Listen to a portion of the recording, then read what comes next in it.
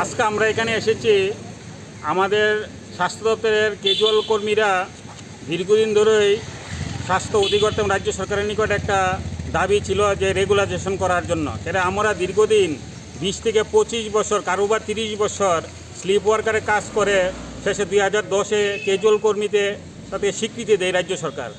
এই মূলে আমার 10 বছর কমপ্লিট হওয়ার পরে রেগুলার হওয়ার কথা ছিল, কিন্তু বর্তমান রাজ্য সরকার এটা বর্তমানে ক্যাপ্টেন হোল্ড মানে স্থগিত করে রেখেছেন, যার জন্য আমরা দীর্ঘদিন এই বিষয়ে আলাপ আলোচনা করেছি প্রশাসনের সঙ্গে, কিন্তু কোনো আমরা সুউত্তর পাইনি।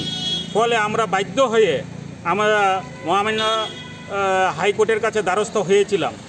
তো গত মাসের 13 তারিখ আমাদের মহামান্য হাইকোর্ট থেকে একটা রায় বের হয়েছে যে অনিয়মিত কর্মচারীরা অন্তত রেগুলার না হোক, অন্তত তাদেরকে সমকাজে সমবেতন দেওয়ার ব্যবস্থা করতে হবে।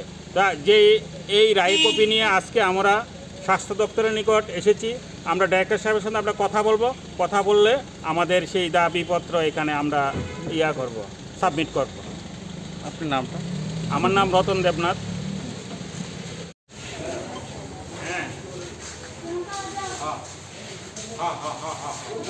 ঠিক আছে।